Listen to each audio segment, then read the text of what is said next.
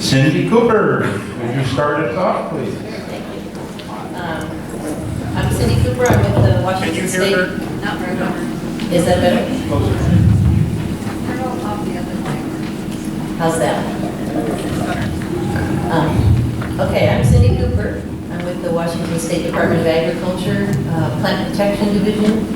I've been with the agency for 17 years, and before that I was in the nursery industry. So I have some understanding of nursery issues and consider many of you to be nurserymen and women as well. I wanted to point out that Washington ranks second in the nation, only behind California in the production of specialty crops. And we have a huge diversity of crops that are produced here in the state with over 300 different ag commodities produced by Washington growers. So there's a lot of agricultural research done here. Of course, our universities, our land-grant college, are all primary to supporting these agricultural industries with research that will assist growers in doing the best job of growing plants. Our agency specifically does provide money for research to benefit the nursery industry. We do that through licensing fees. All nurseries in the state of Washington are required to be licensed. Cannabis growers were exempted from that in the original legislation that was put in place. We also represent the department on commodity commissions.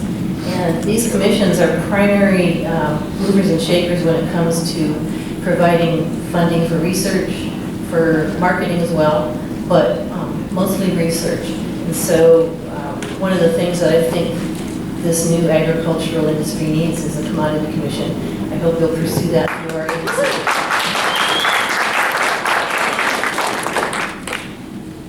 That just provides you a funding mechanism for all the agricultural research that needs to be done around this crop.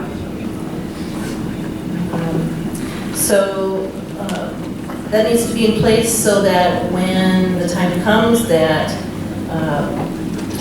federal things change and universities are able to work on research for cannabis more freely, that this is all in place and you'll have that system to fall back on.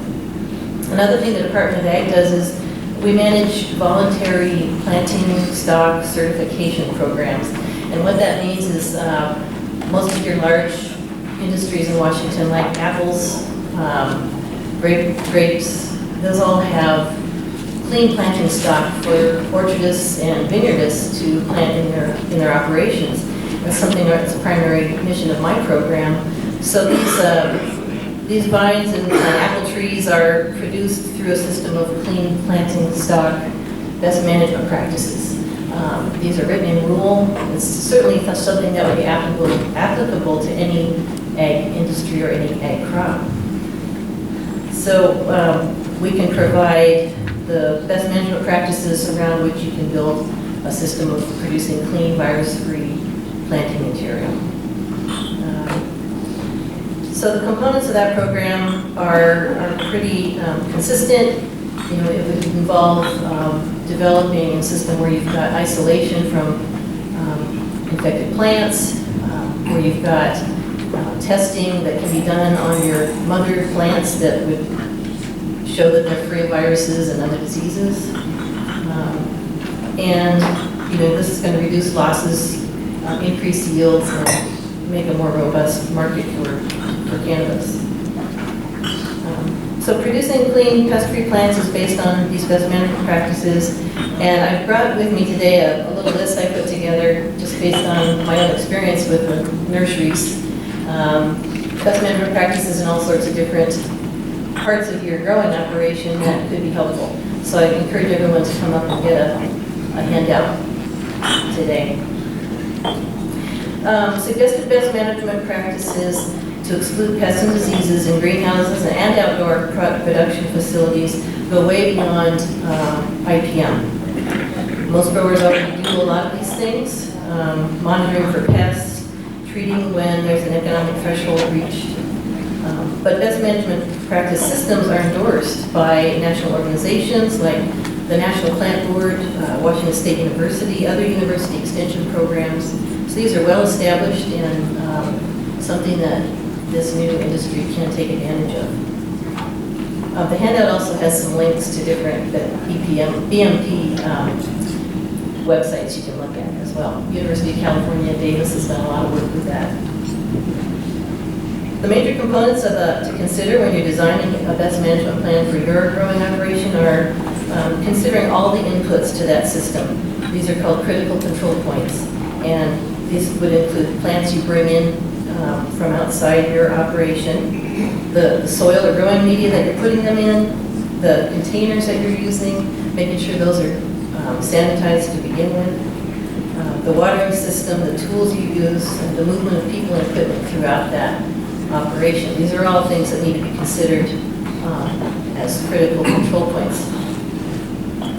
So starting with clean plants propagated from clean mother stock that were tested for viruses and disease pathogens is primary to this. And there is a national system called the National Clean Plant Network, which does a lot of this work for other major commodities like apples, grapevines, hops, for instance. And so the National Clean Plant Network would be a potential resource for information and maybe eventually producing foundational material for growers to use that's already been tested and is known to be virus-free.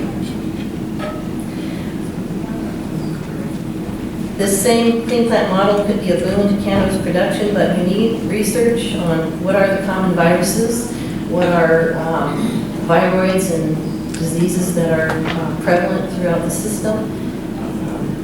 These are not things you can see necessarily through visual symptoms, but they're still there, so they do affect production. So research, again, primary to getting this going. One thing I'd want to point out is that, by the way, I can't see that 5 minute.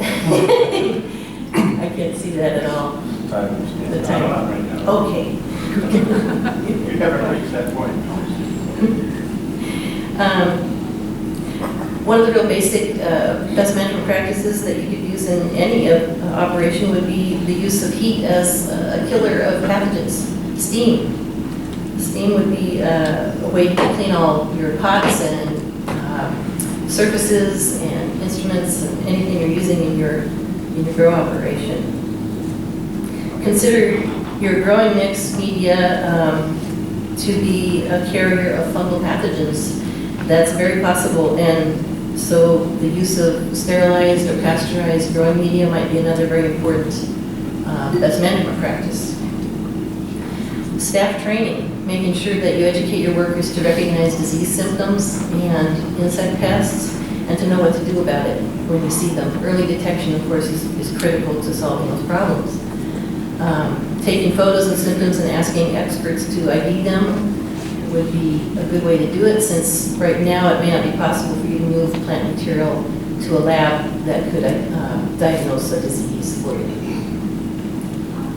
Training all staff on best management practices and sanitation processes, writing it down, having a manual that you adhere to in your business as you are producing your plants. Lots of nurseries do this in other systems around the country, and I found it really helpful to just standardizing their practices and making sure everybody's doing the same thing.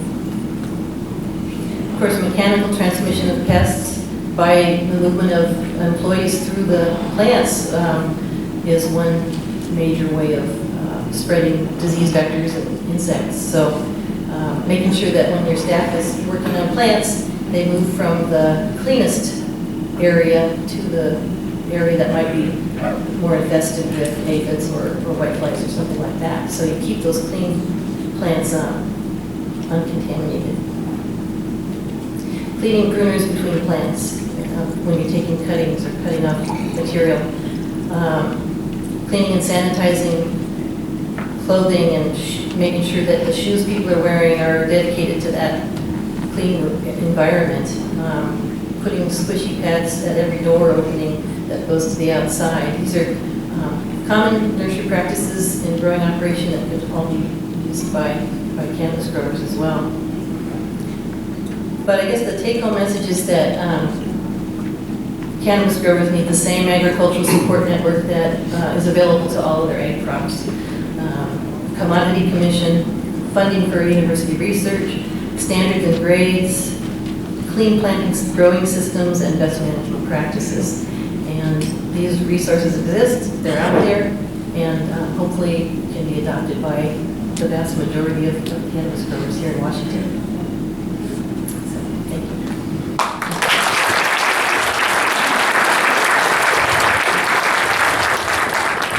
So next we'll have Andrew, and just to be clear, the reason you didn't see the 5 minutes is because you still got 6 left. So it's okay, don't worry about it, guys. Andrew. Thank you. Good morning, everyone. Thanks for coming. And thank you to the Alliance for inviting me. I'm very happy and proud to be here today. I want to start out saying I've never grown cannabis, ever. But just what Cindy was talking about, everything applies. I've worked with a number of crops, and I, starting in the mid-1980s, working as a soils research assistant while studying for a forestry degree. I moved into forestry IPM, which was kind of a new thing at the time, working for the Michigan DNR and scouting for jack pine budwort in the Upper Peninsula of Michigan.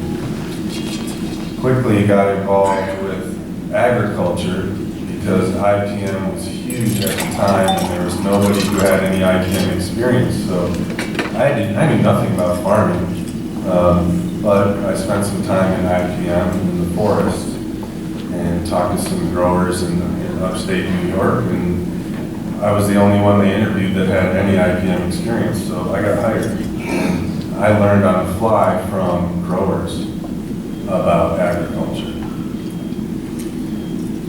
So working on a number of crops up there, mostly vegetable crops, quickly got into more education, doing a master's in plant protection at Cornell University, and then becoming an integrated crop management specialist in the state of New York, regional IPM specialist, 14 county region in southeast New York, in a number of crops, and then getting into nursery, greenhouse, sports, turf, and other ornamentals. So a big array of crops in integrated pest management up into the 90s. From there I moved to Michigan and kept the IPM thing going in commercial corn and soybeans in the Midwest. But then was hired as the project manager for the long-term ecological research project in row crop agriculture. If you don't know what LTER is, I suggest you look it up. It's an NSF program that's been going on since the 80s, and it's big. Michigan is the largest agricultural ecosystem project in the US. And I was fortunate enough to manage that project for 10 years and simultaneously work on a PhD looking at transitioning conventional cropping systems to organic. Because one of our treatments in that LTDR was an organic system. And farmers would show up and say, what are you doing? We weren't trying to maximize our productivity in our system. We were basically looking at baseline data of an organic system. So farmers had all kinds of advice. And based on the region and the farmer advice, I pitched an idea to do a PhD in transitional systems, looking at the economics, the soil dynamics, and the wheat seed bank transitioning from conventional to organic. So there's 3 years you have to be out of, any prohibited substances in order to be certified organic. And at the time, this is when the label just came in to the USDA around 2002, a lot of farmers thought they had to lose money for 3 years in order to transition. So I wanted to look at that, using some of the advice of the local growers as to how best to manage those systems. So all the academic stuff, writing papers and everything, that's all well and good, but my favorite thing to do is to work with farmers, because I learn from farmers. They always have good ideas. They're not afraid to tell you about them. And I often learn more from the growers than I do from the hooks or from the ivory tower. So after the PhD in Michigan, I got a position out here as the ag faculty for WSU in Snohomish County Extension. And we have a number of organic and conventional growers, which is different from back in the Midwest because they really do learn a lot from each other and don't disparage each other. There's kind of a bigger hard line between the two in the Midwest. At least there was back then. And these days out here, it's interesting to see how a lot of the conventional growers look to organic growers for advice.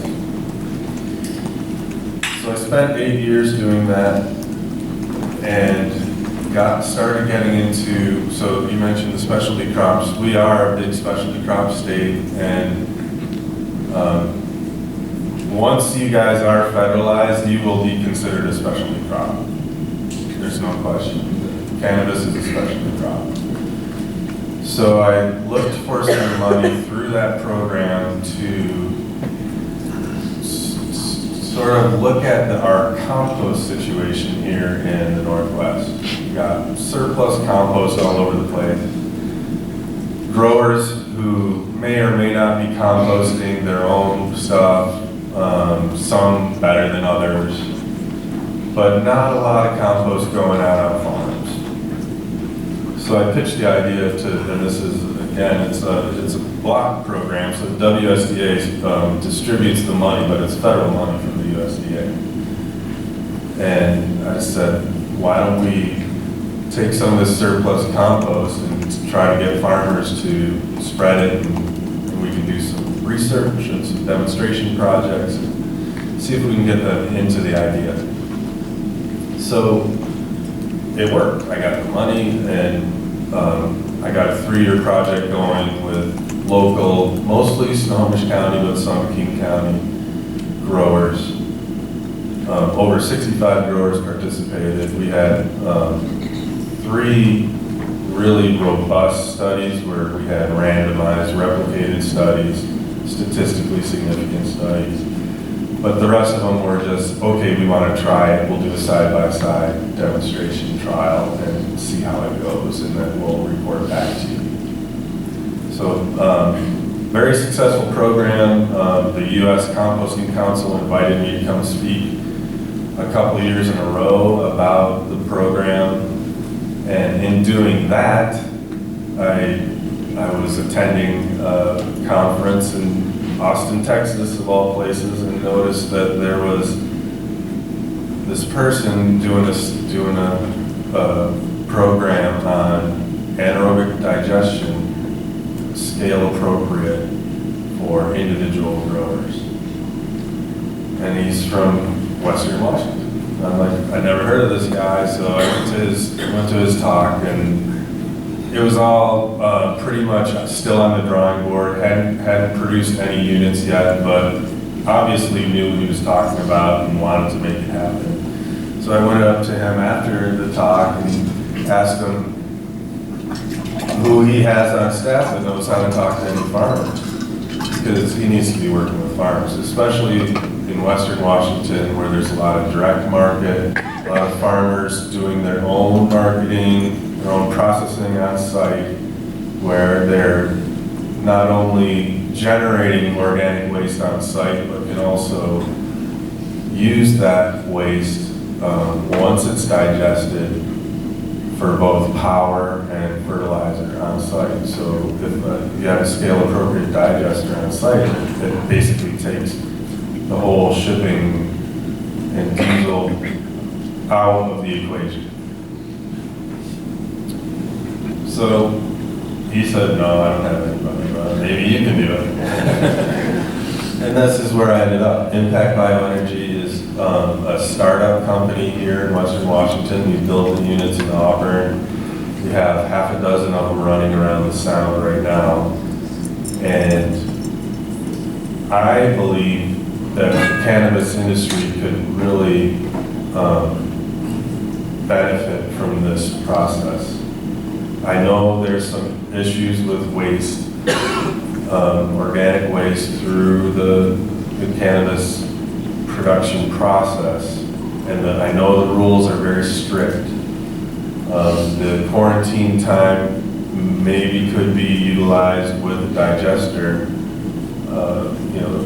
That time spent on site could be digested. You could use power to heat your dryer, heat your greenhouse, light your greenhouse, and then reclaim not only the nutrients for fertilizer in your systems, but also the water. Water is important. We heard earlier how you save water with your process. Saving water is a big deal, even in Western Washington, where we seem to get a lot of it. So reclaiming the water and the nutrients and using them on site could be a big benefit. And a shameless plug for our systems, I would love to talk to any growers that are interested. I'm currently doing on-farm trials in a number of crops.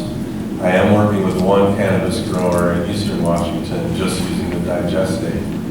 But I would love to see how organic waste, the floral waste and your foliage waste, the woody stems, those get pretty big. I mean, those are like tree trunks, from what I've seen. And, you can't throw those in a digester, but everything else you probably can.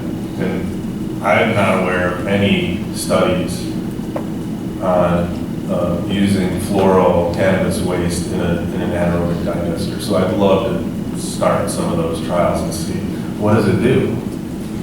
What is the end product? How does it help? Does an anaerobic digester get the munchies if it's on cannabis? Do you have to feed it Cheetos and pizza after that? I don't know. I'm making a joke, but really, we don't know. So we would like to see, possibly work with some of you, maybe a collective of you, bringing waste through a digester, reclaiming the water, and using some of the fertilizer on your product. So that's why I think I'm here. I have a long history of IPM experience, and so I cross a lot of what Cindy's done in the past, and just here to help. So thank you.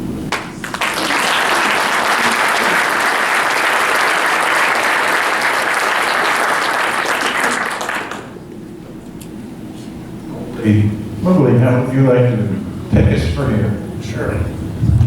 Can you hear me okay? Yeah. Yep. So I'm the founder of a company in Portland called Phylos Bioscience. We're a plant science and genomics company. We study the cannabis genome and we sell genetic tests to farmers that help them grow better, and help them understand what they're growing, and help them develop new and better cannabis varieties. And I think part of our goal from the beginning has been to bring this crop into the modern agriculture world. Just like everyone on this panel is talking about, the basic standards and approaches and science of modern ag has just not been applied to cannabis, and there's a lot of reasons why it needs to be.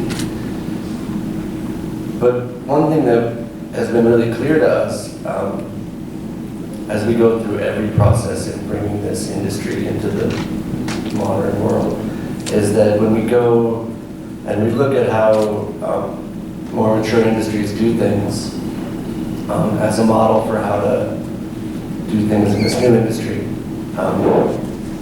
we find that there's a lot of ways that this industry is still in the dark ages, but we also find that the way that mature industries do things can really, really suck a lot of time. So for instance, we were trying to write the testing rules for pesticides in Oregon, and we wanted to stop people using pesticides, which was a result of bad ag practices and sharing clones and not understanding good IPM practices. All of these things that were rooted in the history of cannabis combined with these commercial pressures, it suddenly came online and everyone's using all these pesticides. And we wanted to figure out a modern regulatory system to test for pesticides. So we thought, well, let's look at the rest of ag and let's look at how the EPA regulates pesticides, and we'll just borrow from these mature industries. But it turns out that those mature industries, that when you really dive into how they do things, how they set pesticide limits, how they set toxicity limits,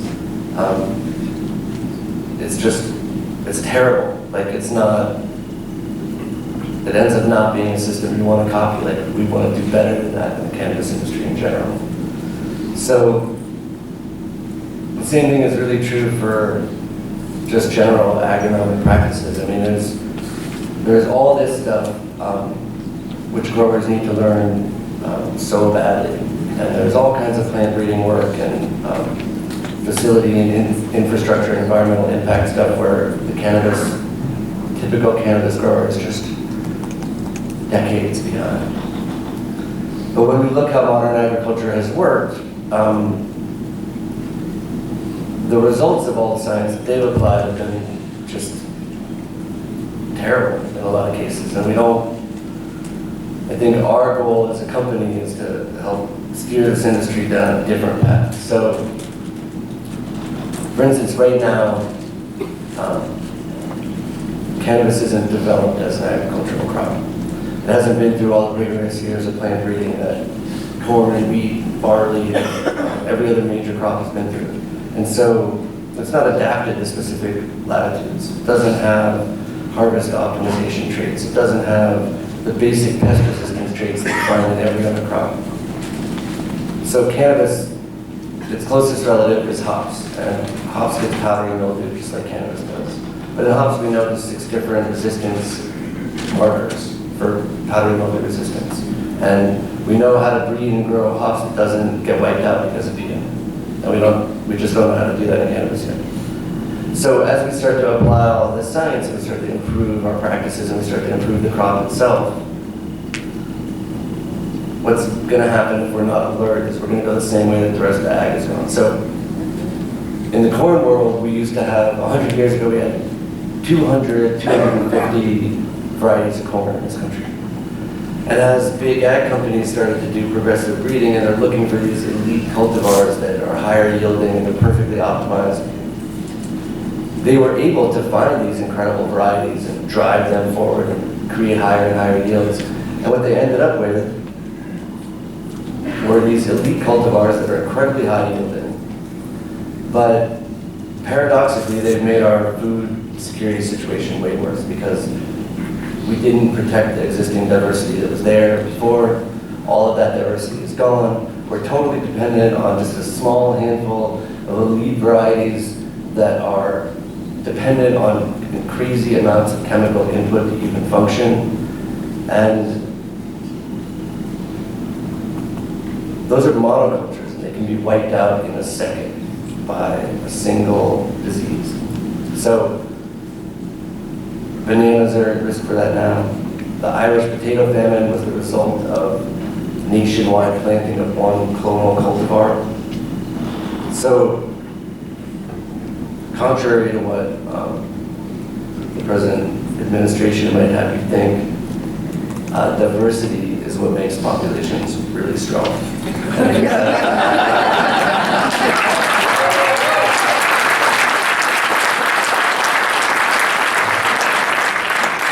It's just the same for plants, right? You can't just have a couple varieties. And if big ag comes in and they start doing things the way they typically do it, they will find the varieties that they like, and they will just grow fields and fields and fields of highly optimized blue dream.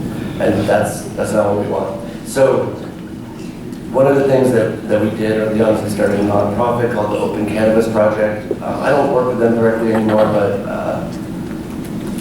I think they have some reps here, and their goal is to protect all the existing diversity. Because we know that, I mean, our goals are at odds, right? We want to grow tons of high-yielding cannabis. We want to develop new varieties that are better and improved. But we also want to preserve all the genetic diversity that's out there right now. So what the Open Cannabis Project does is they just collect data from companies like ours. Like, we've been sequencing cannabis genome data from all over the world for 4 years now. And we take all that data and we give it to the Open Cannabis Project and they make it public. They're collecting data from testing labs. And all that data serves as proof that these varieties have been in existence. Because there's no proof of that right now that the patent office can see. And so it makes it harder for big companies to patent varieties and restrict their use.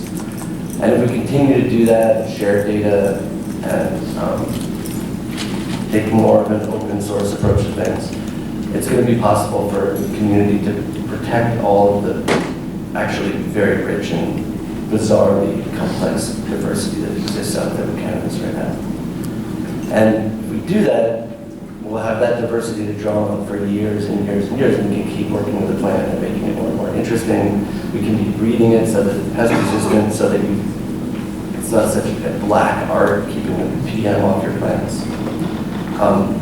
And we can make these incredible new varieties, but we'll still have this rich background to draw on. So thank you. That's all I have.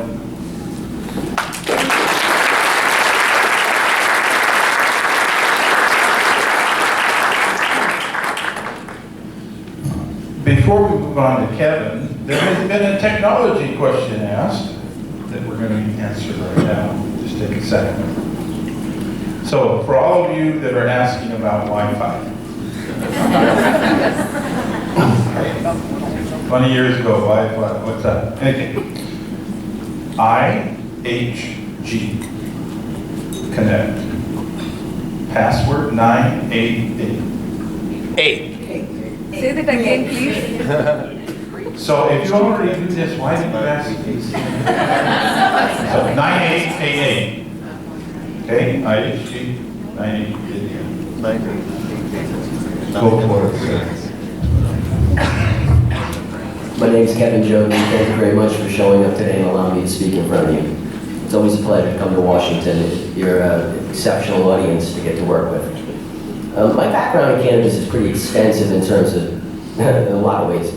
But I've been involved in cannabis for about 41 years. And I always, even as a child, believed we would end up here. I knew at some point that cannabis would become accepted in a different view. And I approached it from that point of view. And so I tried to understand as much as I could about what I was doing so that I would have a future. I believed at some point I would end up here, and I knew that I would have to be able to have a skill set to survive, so to speak. And a lot of my study in cannabis and work in cannabis was trying just to understand primarily how does one get cannabis to the table, which means how do we get it to the market. And that's really the most important thing to me because that dictates everything backwards. And then when you put ethics with it, you actually have a pretty sustainable situation. So we combine how do we get product to the table and how do we do it in an ethical manner. And I think that what you have with cannabis is it was held in check for so long that what we did was we created an entire a library of genetics that were improperly sourced. What we did all these years is we chose cannabis for stealth, so we took away a lot of desirability and smell. And we used all these illegal pesticides and fungicides and PGRs, plant growth regulators, to assist us. And what happened over all these years, decades, is that we created a gene pool that's weak. We chose varieties that were trendy, and we bred them too heavily, and we bottlenecked them.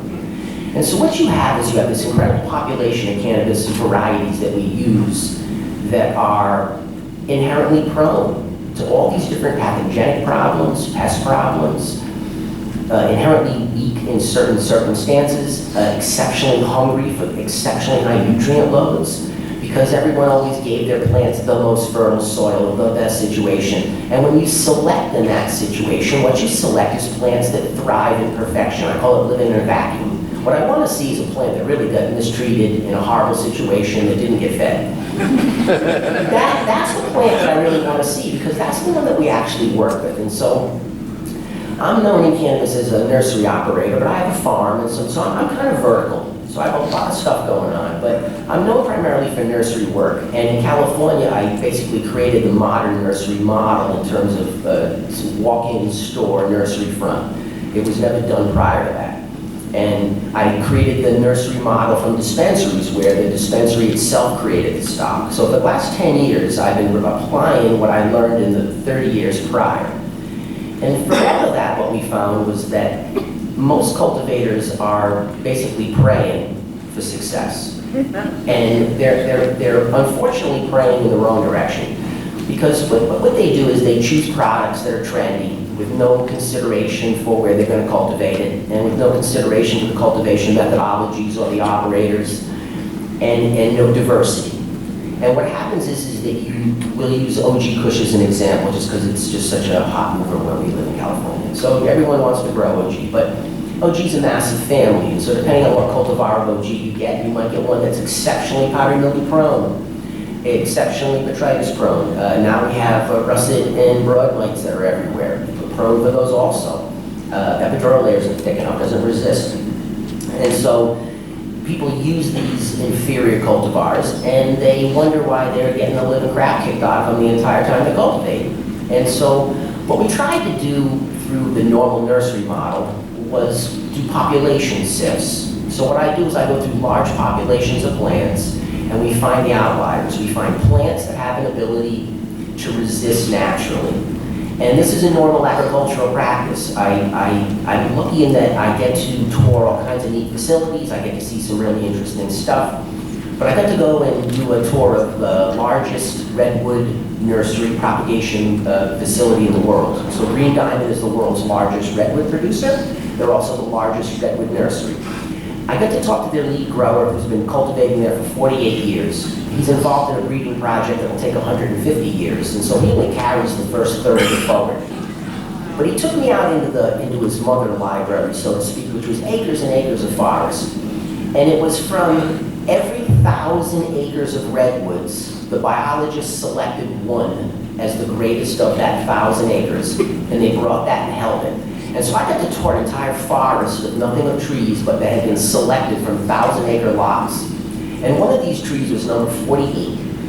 And it was, I think, 180% greater growth than any other redwood ever recorded. But they were intelligent enough to not monocrop it. They did not monocrop that cultivar. What they did is they put it so many miles from the other plants they worked with so that these patches, these 40, 50-acre forests of that specific, were laid out so that they had a diversity. So even though it's within the same family, the cultivars have been separated. And for redwood, it takes about 130, 140 years to do seed propagation. And so that's what his phrase was, it takes 150 years before she gets sexy. and I laughed because I saw something that made me understand that what we're doing now is we're the beginning of this. We're the foundation of this. California is only legal for 4 days. And we'll see how long that lasts. We're the foundation of this modern cannabis world in terms of how do we approach cultivar selection, how do we approach IPM. Most people have no clue what that means. It's a label off a pair of pants, maybe. Because really, most cultivators in cannabis have never been in mainstream. The majority of people, Washington got a head start. You guys have been legal for a while now, so it's been very eye-opening to come here for the years that I have, because you get to see integration at a level that we don't have in California.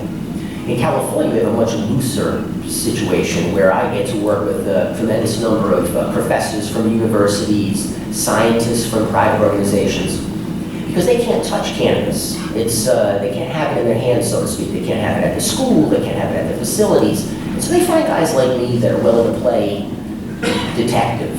And we chase problems, and we look through cultivars to see what resist. And they come in and analyze and say, this one is virally infected, this one is not. Let's see what happens when we grow them.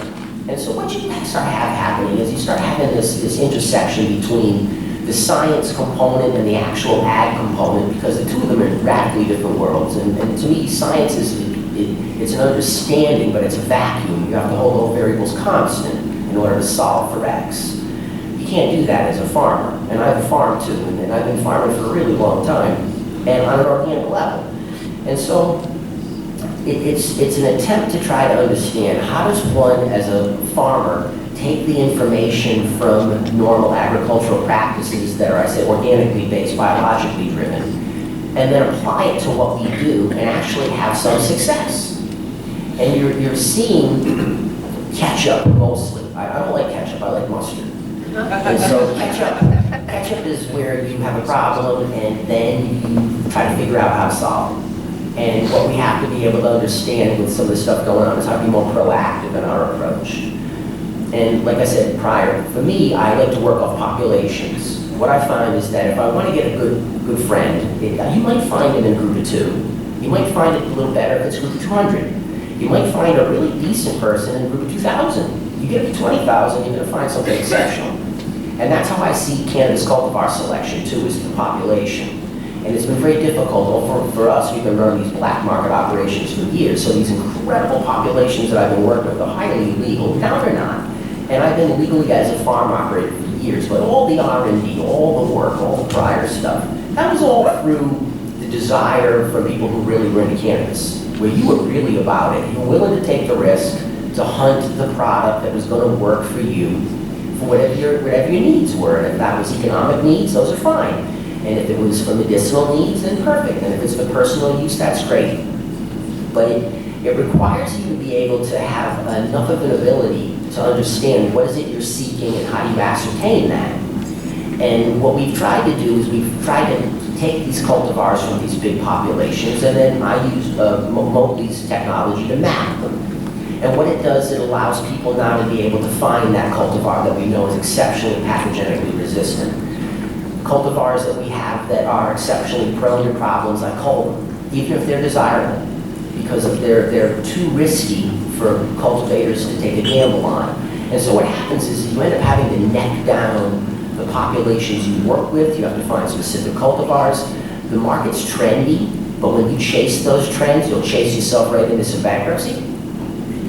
And what we try to recommend to individuals is a diversity in terms of what would be diverse in terms of resistance, so that we have the greatest chance of survival of a portion of the crop. And then we work on diversity in terms of market velocity, how fast those products move through the system. So you have things that are trendy that move very quickly, but they're in smaller markets, and things that are very stable in movement, larger markets, but lower price points.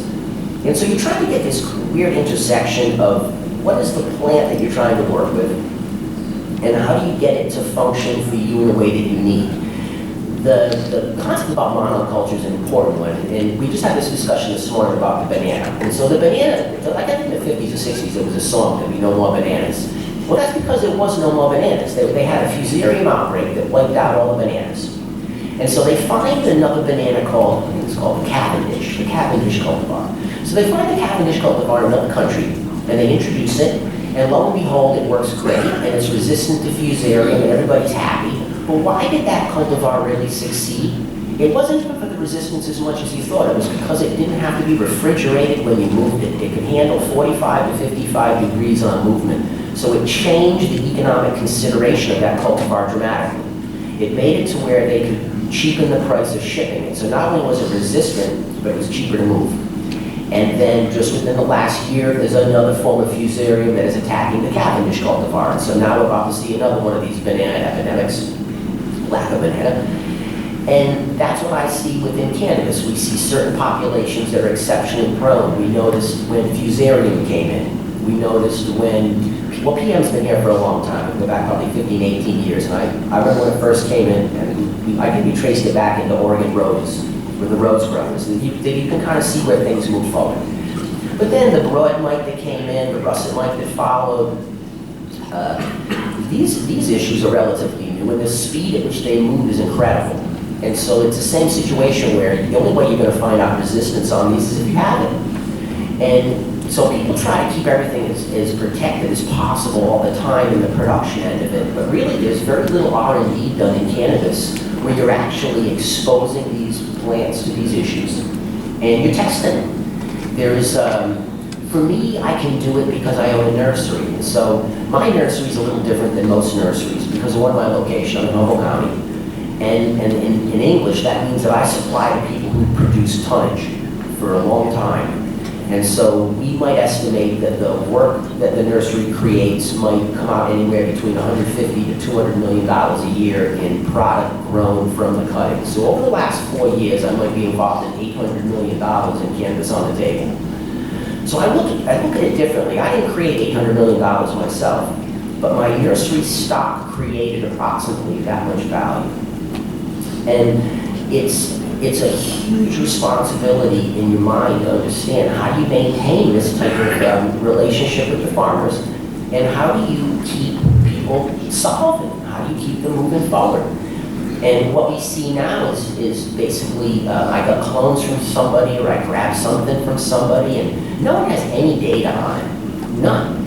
And so for us, in order to make it work in the way I do at the tonnage level, is that we always typically release a cultivar a year after selection. And so what that does is it lets me take a look at a plant, and then I can put it into 4 major production groupings, which is indoor, outdoor, greenhouse, and like that. And those 4 different situations have radical different impacts on the cultivar's performance, its morphological traits, its desirability to the market. And so all of this stuff takes time. So you have a situation where we're all operating using stock that we've gathered, but once you start to DNA it through the beauty of the galaxy, and I have no affiliation with the company, so it's not that I'm pushing the company, it's that I use the tool because it lets me get a really clear look at where the bottleneck is and where the diversity is. And that way we can start to say, let's diversify what we're working with genetically. And then in these things, what information do we have, and how do we start to work with it? And what I've tried to do all these years, which just caused some of my friends in the past just unbelievable stress, was I was very open with this. I shared the vast majority of this information, and I shared the vast majority of these clones. We didn't hold them proprietary. We didn't put it in a situation where only special individuals got them. The lower you were ranked in the cannabis kingdom, the kinder I was to you, because fundamentally that's what makes up the cannabis kingdom. It's made up of regular, ordinary individuals who are about cannabis. And for me, that's the most important part, because that's the human connection. That's what allows us to have a different industry model. It's what allows cannabis to be unique in the way it is. It allows us to actually create a new industry based off of our relationship with the plant. You see very little relationship with plants. You see relationship with money. And I'm not anti-business at all, but that shouldn't be the driving force solely for cannabis. And so much of the stuff that we're trying to understand is how do we take the information from very intelligent scientists, researchers, nursery operators who work with regulatory process, and how do you take that information and how do you apply it to what you do? Because it's the applicability that matters. If anything you get out of talking to me, it's really about how do you get the product to the table. Everything else is conversation, but that's my main direction. And I hope today that we can get into some stuff about how do we do that. So thank you very much for letting me be here.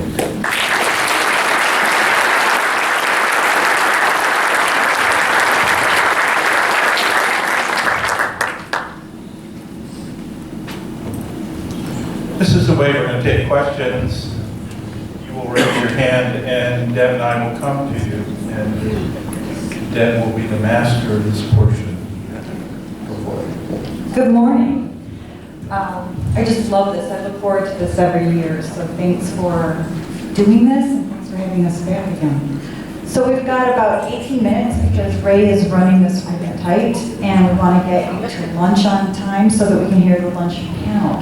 So we've got 18 minutes for questions. How we're going to run this is Ray and I will split the room. You'll put your hand up, and we'll notice and we'll keep you on deck, but we want questions to be very brief, no speeches. We're not going to give up the mic to you. We will hold it for you. Okay? Okay, so let's get going. Any questions? Any questions for the panel? We've got 2, so we'll start with David and then Shanko.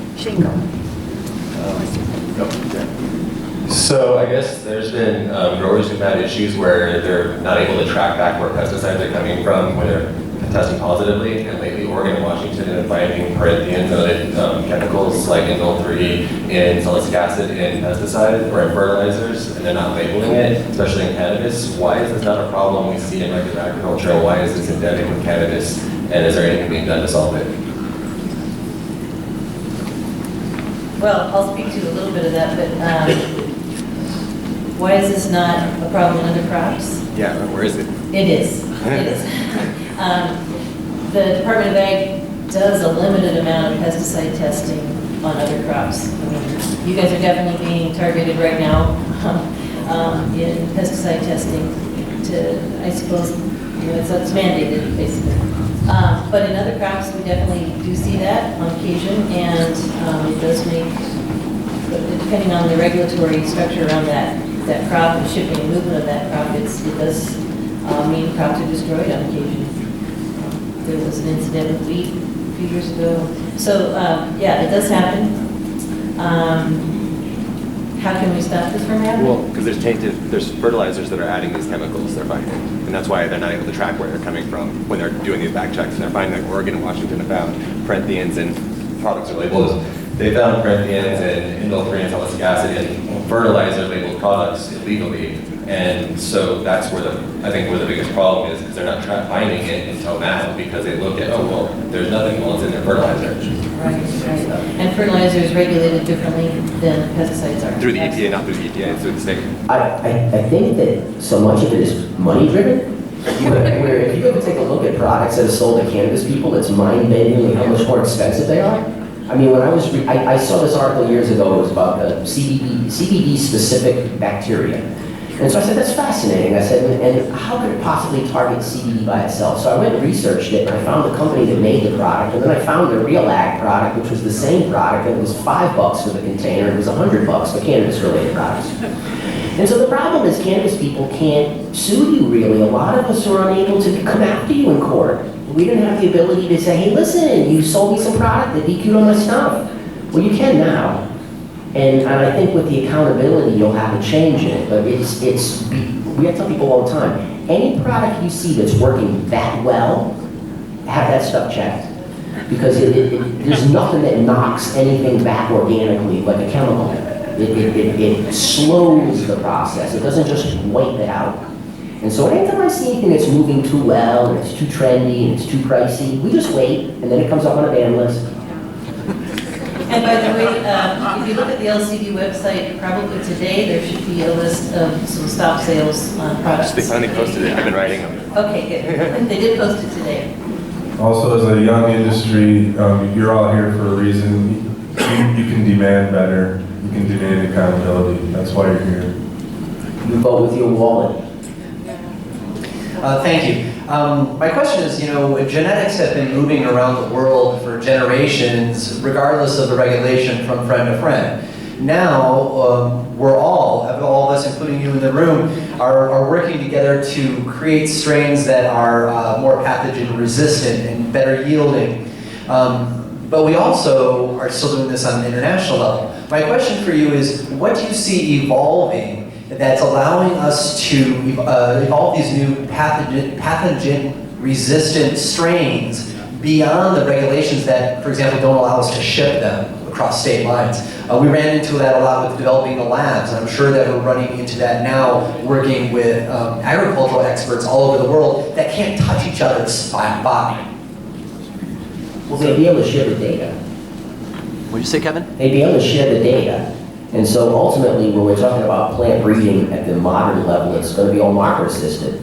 And so you'd be able to share that data to other scientists and say, this is what we looked for and this is what we searched, and they'd be able to search out those cultivars too. Because ultimately, you don't want the same cultivar in every part of the United States because it's really not meant for it. It should be for geographical zones. So this way you're optimizing the actual situation you're in. Indoors a vacuum. You can do whatever you want no matter where you are in the world. But that's the most expensive form of production. And for a lot of individuals, outdoor is pretty accurate in terms of profitability. But it's going to be specific for your location. And so you can share the information and get the data. But ultimately, you're going to have to do another sifting process to get the cultivar to work in the dampness of coastal Washington versus the interior dry. That makes sense. So even with other big ag crops, where you can ship them whenever you want, it often goes that way. You know, you'll use the knowledge that you get in genetic markers to do a localized breeding program and do it faster because of what you learned in another country. I will say though that in the United States, every breeding program has to be in every market. You have to develop plants that are specific to that market and start with the genetic material in that market. In the rest of the country, it's becoming a global industry. Half a dozen countries have export and import rights now. So this sort of global cultivar development is going to happen, and you know, the U.S. is going to fall behind. And eventually, hopefully, there will be access to the National Germplasm Repository System for cannabis, where you're actually keeping the genetics in one place, and it's open publicly for breeders and researchers to use. And we have our next question. Hi, my question is for Kevin. You seem to be hitting the nail on the head with a lot of the questions and concerns that I have. You have a lot of information about strains that work well outdoor, light depth, and greenhouse. And are you connected with anybody here in Washington where we could get this information and relevant to your strains? Or do you share this general knowledge about certain strains so that it can help out the growers in Washington? You can just reach me direct. I mean, I'm pretty easy, I'm pretty accessible. And I'm not even talking about reaching me direct to buy the product. I'm just saying I'm pretty accessible to talk about the products. You have to share the information, or otherwise we're going to collapse as a culture. I love cannabis so much because it's all these small individuals that made it up. And I'm not against corporations, it's just how America's run, but I'm definitely against taking over an industry in the hands of few. And so for me, I try to share as much as I can and get as many products into the market as possible. I can't share genetics into other states, that's illegal. But the information is definitely available. So you can check me out. See me after the thing and I'll give you an email. And then we can chop it up about what is it that you're trying to do, what are you struggling with, and then we'll take a look at what your market is. Because the market determines where you're going to put this product. And so you can't just grow stuff that you want to grow. People get confused with that. You have to grow things that the market wants, but the market's pretty big. And you have to be able to take a look at that market, and then from there you neck down what works in your specific. And so much of it is trying to find other farmers around you that have similar geographical situations, environmental conditions, cultivation, sameness. And then you'll be able to work in groups. I'm lucky in the sense that I get to provide genetics for the state of California, which is massive. And it lets me work with hundreds, thousands of people over these years about how to perform for you in those locations and what happened and was it resistant and was there problems. And then we can start to take a look and say, hey, this cultivar that was selected for this shines here but does not do well there. And it would allow you to get that information. So yeah, it's all there. And you'll build this situation with your friends too. You have to team up. You cannot be a solo producer. I love the word proprietary. It's proprietary and CEO, the two words that I just lose it over. Because I'm going to use that word in another sentence. Right? And they can't. They just know that I have proprietary genetics. And I'm like, you got it from somebody down the street and now you're claiming it's yours. It's not. What you want to be able to do is work in conjunction. And the combined brain power of many farmers is really driven agriculture forward for millennia. And now science has taken it over, and it creates a situation where there's only certain things that can enter the market because they have engineered resistance. But we're not at that level right now. We're still at the level of you have to bring product to the table, and you have to be able to use conventional farming technology to do it. And so to me, sharing the information with your friends, making the genetics available. Everyone thinks that if I give you this clone, it's going to take away my whole world too. Well, if your market is that small, my God, you're really in a bubble on itself. And so you have to be able to just, see it like that. And you have to be careful with who you work with because otherwise you're not going to get the data back. But for someone who's a farmer who's trying to produce cannabis and wants to understand how to use varieties and these methods, you team up. And I'm about collaboration on that. I don't see there's any other way. Otherwise, combined, we are a massive producer. There is no brand. There's no brand in Washington or California. I had a guy that ran a $7 billion liquor operation, and he gave me the lecture on this. He was the CEO of a $7 billion liquor distributorship. And he said, Kev, he goes, none of you are brand. He said, in liquor, a brand is you can be in 44,000 stores at once, and within 24 hours, you can restock all of them. He goes, none of you guys are brands. You must work collectively to form regional brands. And then eventually, over time, those things will become large powerhouse commodities. But in the interim, you must work together. And cannabis, especially where we are, like in Humboldt, my God, it was like fiefdoms, where everybody was a little mini king running their own little mini world, and nobody wanted to team up on anything. But now that the money's drained out of the system, people are a lot more willing to work together. And so I love poverty, just not for a long period of time. Poverty's good for you. It's humbling. It makes you understand to work together. And you have to be able to team up in that respect. And everyone believes that they're so smart and so big. And I meet all these guys that are giant ag farmers, and they're going to revolutionize the kingdom. And they get buried alive because cannabis is a specialty cultivar. And so they have to go through this process to learn and understand too. And so there is no giant advantage right now except in terms of scope and scale and efficiency of production. But in terms of knowledge of the cultivar, how to work with the product, and understanding how to work together, we can build that. We really have this opportunity. Okay, we have our next question. Thank you for being here. As you know, the LCB adopted the pesticide action levels at WAC 314.55.108 this August. There are 59 analytes, as you know, and then everything else in the world is subject to a 0.1 parts per million threshold. I'm wondering if you feel that that was the correct list of analytes, or if the WAC should undergo amendment in the future. Well, like any good rule, it's going to have to be adapted over time for sure. So as far as if that was the right approach or not, I know there's varying opinions within our agency about that. But it is what we have right now, and you know, it's a start. I think that's going to have to be adapted constantly, and that list will be changing constantly, no doubt. But you know, just this year, our department put forward to EPA some federal labeling for 4 different products. Of course, those were denied, but we are trying to move forward with getting more products and more tools for growers as far as pesticides go. Okay, our next question is here. Thank you for all that you do and providing such great leadership in our state. I have 2 questions from friends. One is, who couldn't be here from Bellingham. Wondering if we can get a quick update on what is happening with hemp in Washington State, perhaps. And also a question on importing CBD oil from different places. What is happening with that issue? Thank you. I really didn't come here prepared to answer those questions. My knowledge is pretty specific to my program, but I will tell you that Department of Ag is forming a new position for cannabis coordinator. So within the next few months, there will be someone you can call with all those kinds of questions, a one-stop shop sort of person that will be able to address all those things. I think there'll be some people on the policy panel who will have some of those answers, actually.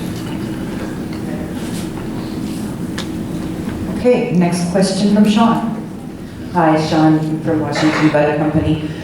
This is a question for Mowgli, because Mowgli, 4 years ago, you guys came through our farm and got some samples, and we were on the Galaxy, and I think it's just such a cool site. And I noticed that you've changed it recently, and groupings have gotten kind of tighter, and you know, oftentimes plants that share some similar genetics. So I guess I have 2 questions. One is, those similarities, do they also include similarities in terpene profiles, do you know? And the second question is, because of these tight groupings and all these goofy names that we have for thousands of different kinds of, you know, cannabis, do you see in the future us consolidating, you know, say the Kushes down to a few names and the, you know, the different groupings? Yeah, so the Galaxy, for those of you who haven't seen it, it's this interactive 3-dimensional map of all the different cannabis varieties that we've sequenced. And they're just positioned in terms of how closely related they are to each other. So if they're distantly related, they're far away. If they're really closely related, they're close.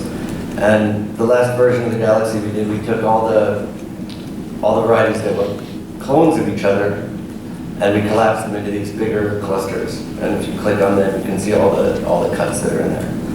And you see exactly what you would expect. That we get, within one clonal cluster, there's tons of weird names, and you can usually tell most of the names are the same or similar.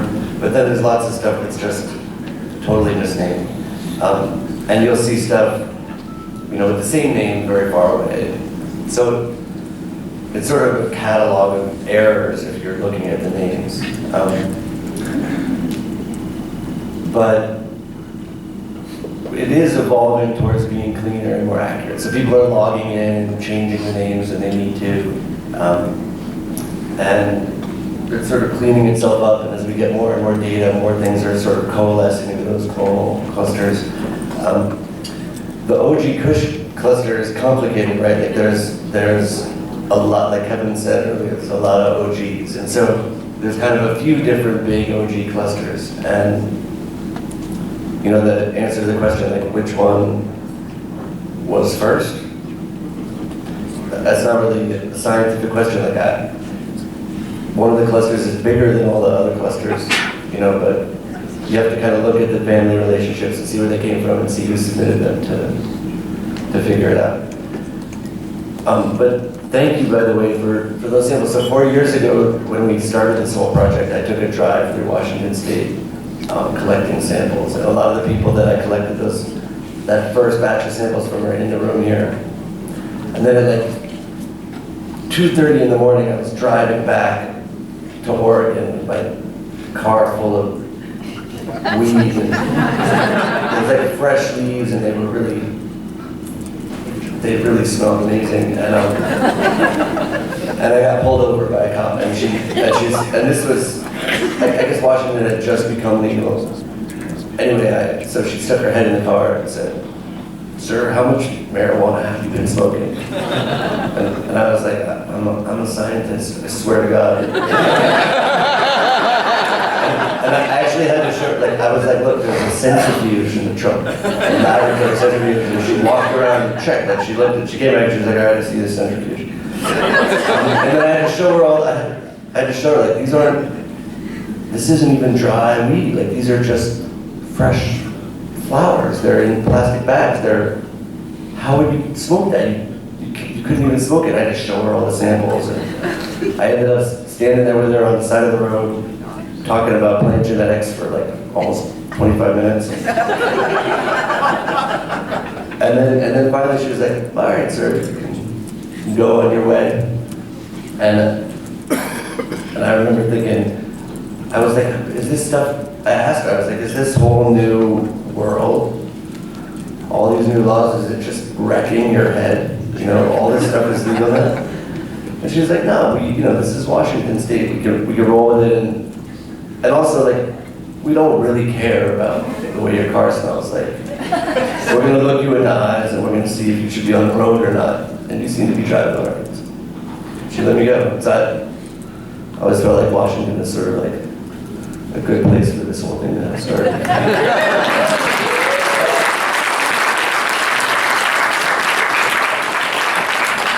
Before you jump to the next question, you can't use turf profiles to mark them. You can't do that. I nearly forgot your actual question. I do so much R&D for other companies on inputs, and then I run all the tests afterwards to see these things. And so I just did a video on this because it was so fascinating that the human could not tell which sample came out of those two bags, but one of them was very high in alpha and beta pinene, 0 caffeine, and the other varietal was high in caffeine, no alpha and beta pinene. So therefore, one of them is right, one of them's not right. No, they're both right. What people believe is that when you add an input, you just increase the terps. It's like it's all going to move linearly. It doesn't. It's complex. And you can have bacteria that converts terpenes into other terpenes.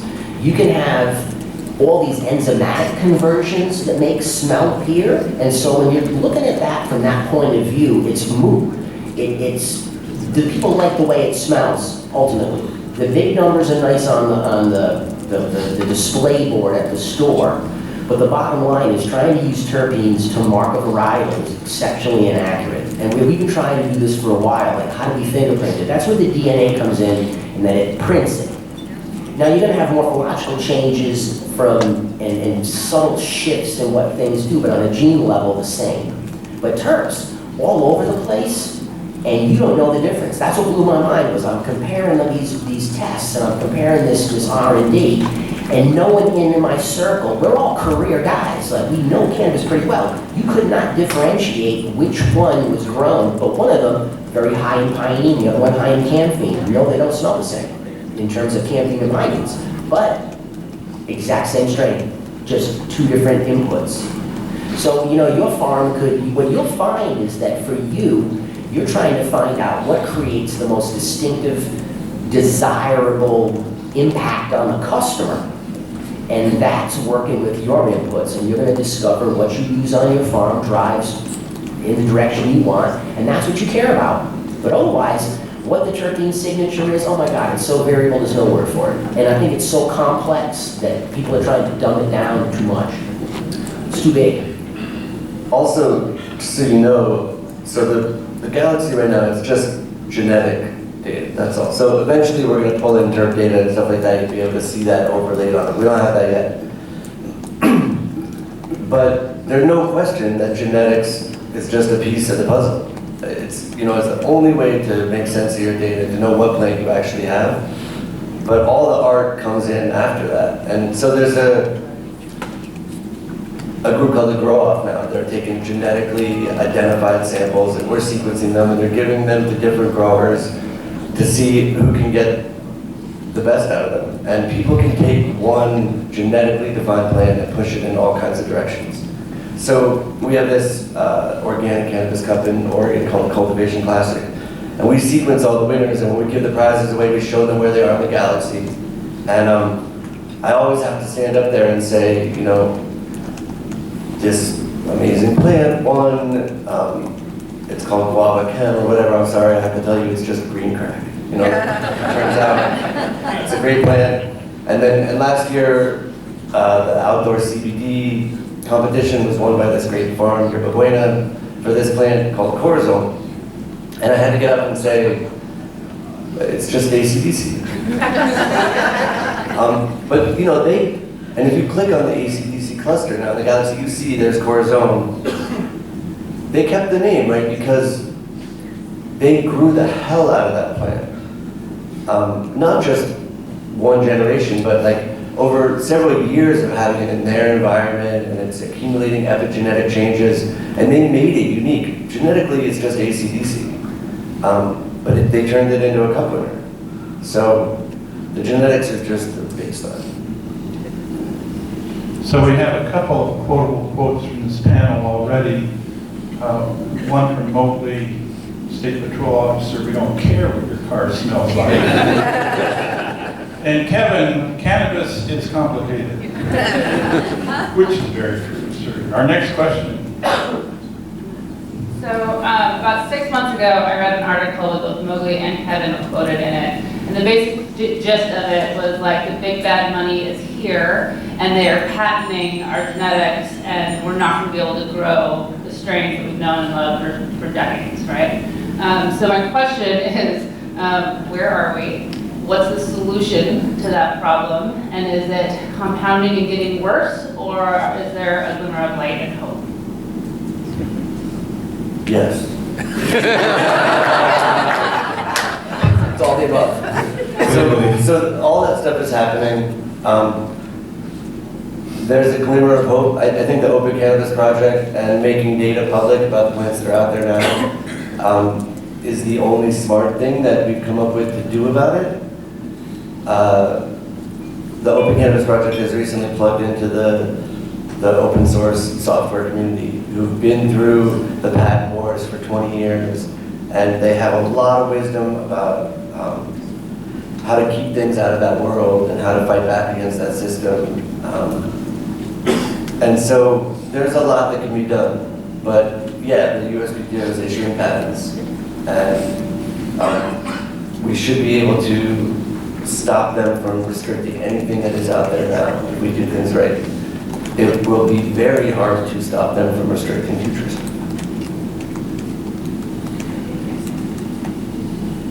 Question? Hi, my name is Kurt from Curious Crow. I had a question about russet mites. I have some hoop houses and then half my tier 3 is full-term outdoor. And we just started noticing russet mites probably about 2 years ago. And we've heard all sorts of different stories that, you know, initially the Department of Transportation had released them on the side of the road to kill weeds, and they've spread the marijuana. But all I know is they're extremely pesky little bastards, and they're difficult to get rid of. And you know, I went full organic last year, and it was almost impossible for me to get rid of them completely. Beneficial insects, and so what do you have? Do you have any suggestions for that? You know, I know a lot of it has to do with, you know, I'm in a space where there are multiple gardens around me, and so if I'm doing, you know, organic pest management and my neighbor's not doing anything, it's going to be impossible for me to take care of my pests. But I was just wondering if you had any suggestions to help with russet mites. Yeah. Well, if you talk to any other agricultural commodity group, they'll tell you mites are the definite peskiest pest of all the pests. And so you're an outdoor grower? So, you know, the first thing would be making sure that you keep dust down around your facility, on the roads around your facility, because dust is how mites spread, traditionally in orchards and vineyards and such.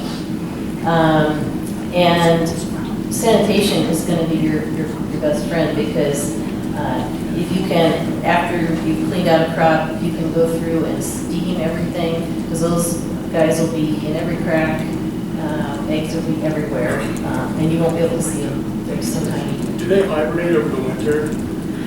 I think so. I don't know the life cycle. They do. They do apply them. They do apply them. I was asked that by a reporter, and I had them talk to the county. They use them for star thistle, invasive control. They pioneered that in Canada. And so in Humboldt County, they probably wiped out, I don't know, $1 billion worth of cannabis because they're spraying this stuff continuously. And so you can clean your crop as much as you want, but it's going to come back. And what we found was cultivar selection on things that have a higher resistance, and then you work with your beneficial insect company to work on a strategy of juvenile and adults at a predation rate that's going to outcompete it. And so I had them blow over the hill and land on a farm this year, my own farm. And we saw some pirate bugs present, so let us know that there was some food, which means they were eating something. And so once we started to find the silicone nodules on the bottom of those leaves, we were like, here they go. And it was too late to use sulfur. Sulfur works really well for this, and it's cheap. Enzymatics are tough because they bleach the leaf a lot. So enzymes are tough, and enzymatics live in culture on the plant, which then disqualifies you from selling the product. So depending on what point in time you're going to use some of these tools, so sulfur never in flower is going to affect the product. Enzymatics never in flower because it's going to affect the product in terms of foam. But the beneficial insects work, it's just that people don't do it at the level you need to. I'm talking, you gotta get on every one of those plants, and you need juveniles and adults, so that the adults come out and go right to work, and then the juveniles colonize and work.